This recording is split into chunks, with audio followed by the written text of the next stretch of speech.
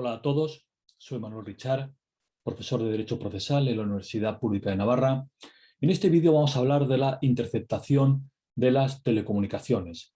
Se trata de una materia compleja que se regula en los artículos 588 bis a 588 octies de la Ley CRIM, regulación introducida en el año 2015, que afecta no solo a la diligencia de la que hablamos hoy, sino a otras de una gran incidencia en el ámbito de los derechos fundamentales. Esas diligencias son la interceptación de comunicaciones telefónicas y telemáticas, como hemos dicho, la captación y grabación de comunicaciones orales, la utilización de dispositivos de seguimiento, localización, la captación de la imagen y también el registro de dispositivos de almacenamiento y también el registro remoto.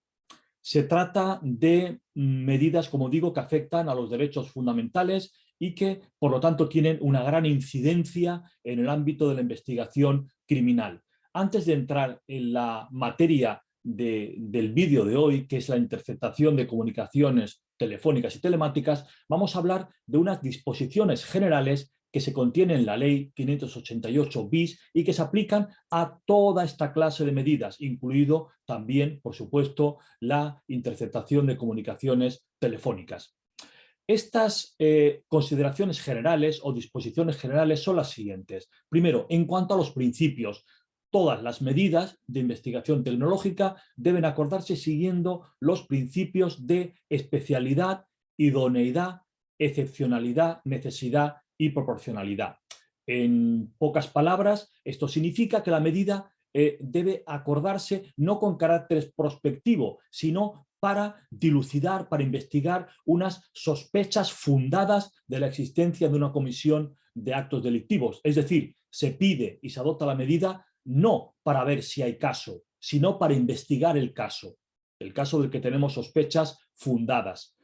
A continuación, también se tienen que observar los principios de excepcionalidad y necesidad. Esta es una medida que solo se puede adoptar cuando no haya otras que puedan servir a los fines de investigar los hechos con menos sacrificio de los derechos fundamentales. Finalmente, esta clase de medidas tienen que adoptarse en un marco de proporcionalidad, es decir, en el marco de la clase de delito que se está investigando, los derechos afectados, etc. En segundo lugar, en cuanto a la resolución judicial habilitante, se trata de unas medidas que deben ser adoptadas previa solicitud de la policía por el juez en un auto motivado, en el que deben constar todas las circunstancias, incluidas las que se refieren a la explicación, a la fundamentación de los principios a los que hemos hecho referencia anteriormente. En cuanto a la clase de pena a partir de la cual se pueden pedir estas medidas, la ley en realidad la establece para algunas medidas, pero no para otras. Por lo general pide que sea un tipo de delito grave o, por ejemplo, relacionado con terrorismo o con delincuencia organizada. Sin embargo, en otras medidas no se pide ninguna clase de delito mínimo. Por ejemplo, aquellas situaciones en las cuales se investigan hechos delictivos que se cometen precisamente mediante dispositivos electrónicos. En este caso, no se pide un tipo de delito o un tipo de actividad delictiva mínimo o con una pena mínima para acordarlas. En cuanto a los terceros afectados, la ley prevé que puedan ser afectados terceros que no tienen que ver con la investigación. Esto es algo lógico y natural, por cuanto si se intercepta un teléfono, lo normal será que resulten afectados personas terceras que no tienen que ver con la investigación y cuyas conversaciones no tendrán relevancia para la causa y por lo tanto no se incorporarán. En cuanto a los terceros, hay otra clase de terceros a los que también se refiere la ley y que son aquellos, por ejemplo, operadores de comunicaciones o también expertos en informática que pueden servir al fin de la investigación. Operadoras de comunicación y expertos que conozcan sistemas informáticos concretos pueden ser requeridos por la policía para prestar colaboración a efecto de entrar en el sistema o de facilitar el acceso al mismo. En este caso, se trata de una obligación que se debe cumplir bajo el apercibimiento de incurrir en un delito de desobediencia y naturalmente con también la obligación de guardar secreto de todo aquello que conocieren mediante esta actividad pedida por la policía. Finalmente, dos cuestiones. En cuanto a la duración y control de la medida, la ley no prevé una duración determinada, sino que depende del tipo de medida de investigación. Por ejemplo, en interceptación de teléfono será de 3 meses, prorrogable hasta 18, o por ejemplo, en el caso de el registro remoto de equipos informáticos será por un plazo de un mes, también prorrogable hasta 3 meses. Es decir, depende de la clase de medida.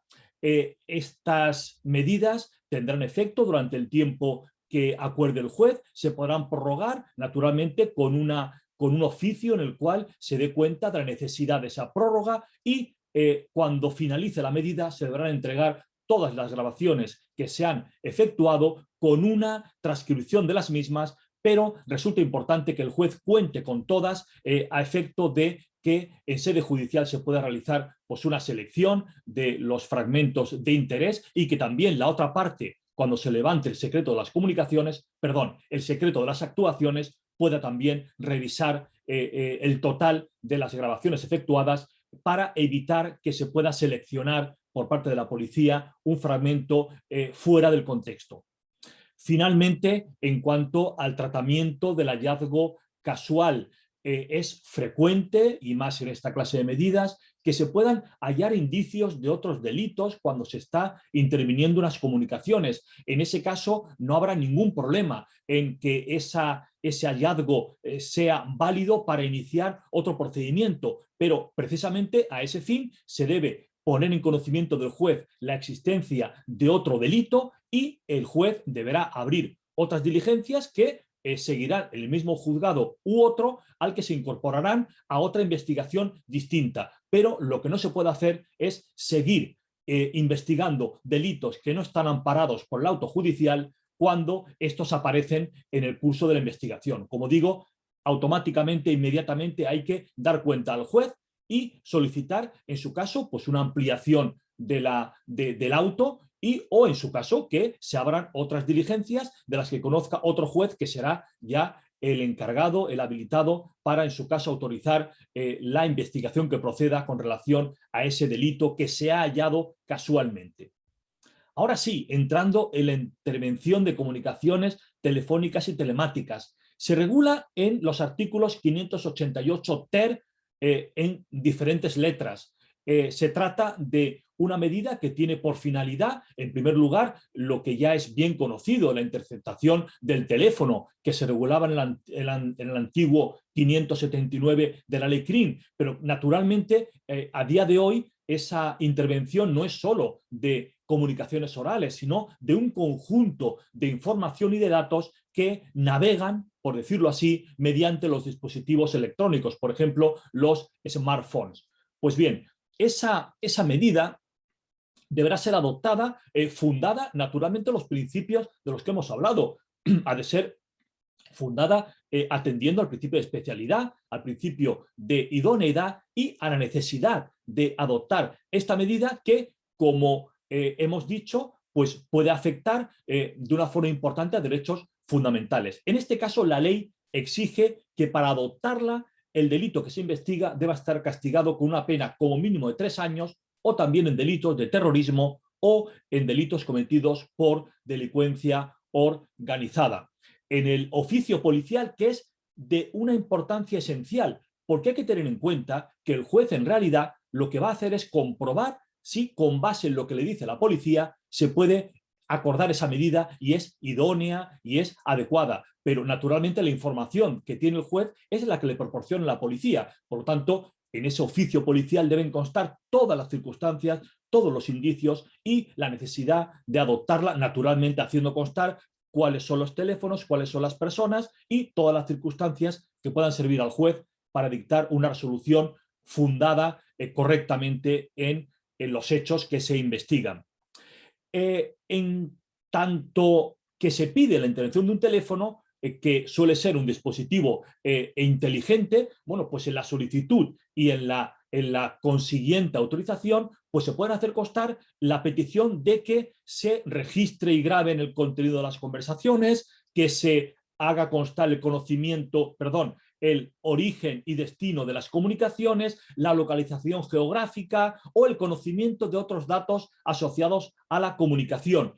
Habrá que especificarse qué se pide, que se intervenga y qué es lo que debe ser objeto de la investigación. El juez, en su auto, en el caso de que acuerde la medida, pues deberá hacer constar la extensión y límites de la intervención, incluyendo naturalmente el tiempo de la misma y especialmente el control de la medida. El juez puede establecer que el control sea pues entregando las cintas originales cada semana, cada 2 semanas o cuando considere oportuno. El control de la medida es un gran elemento a efectos de establecer cuál es la legalidad de la intervención. Por lo tanto, hay que establecer un control preciso y la policía debe cumplirlo de una forma estricta.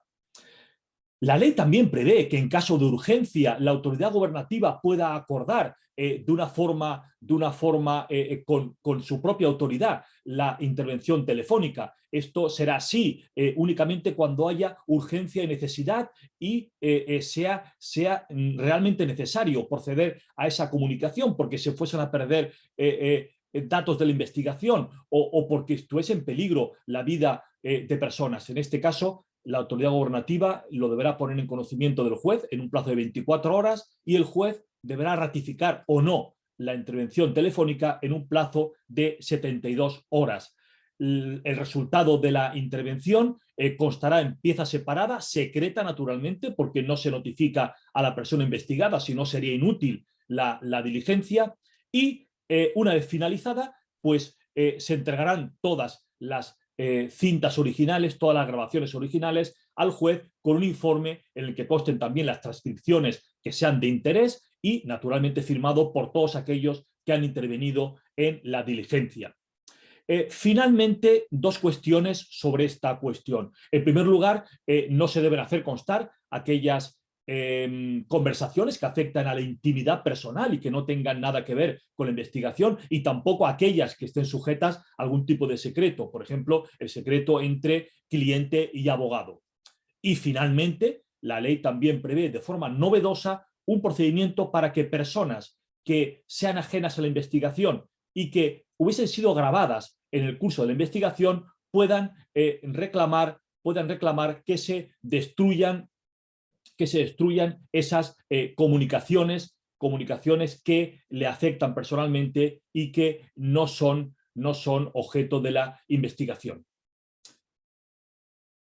Finalmente, hay que hablar de otra diligencia de investigación que en realidad está insertada dentro de la interceptación de comunicaciones, de la que no se habla, pero sin embargo es muy importante. En realidad, de una forma natural, esta diligencia de la que hablamos ahora es previa a la anterior, porque hay que plantearse que para poder intervenir un teléfono hay que conocer cuál es ese teléfono.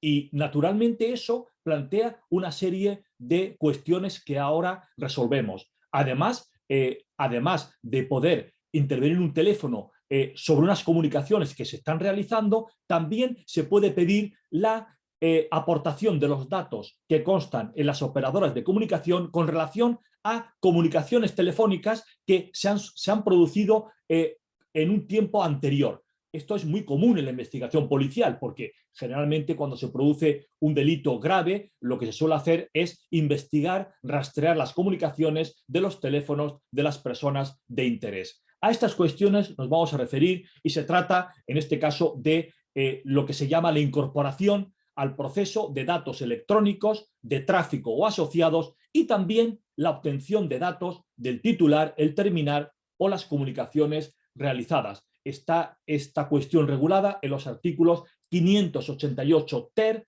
J, K y M de la ley CRIM.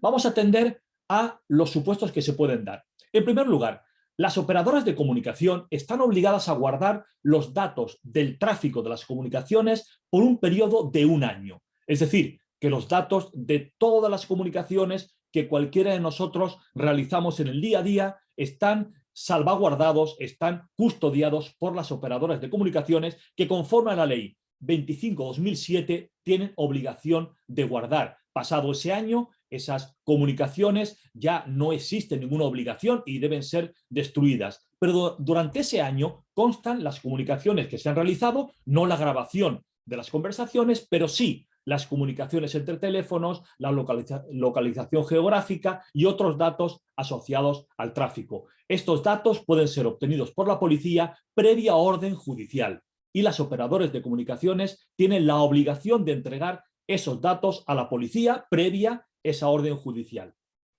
En segundo lugar, la policía puede solicitar al juez que se identifique el titular de una determinada dirección IP. Esto sucederá cuando la policía en su investigación, en su navegación por la red, que puede hacer naturalmente, en tanto que la red es pública, puede acceder, navegar en la red a efectos de detectar posibles delitos cometidos en la misma. Pues en el caso de que la policía identifique una IP que pueda estar relacionada con un delito, deberá solicitar al juez para requerir a la compañía de comunicaciones cuál es el titular de esa IP. Cuestión distinta será luego identificar cuál es la persona concreta que en esa IP, que suele corresponder con un hogar, es la que está realizando posibles actos delictivos. Pero para conocer la identificación del titular hace falta orden judicial.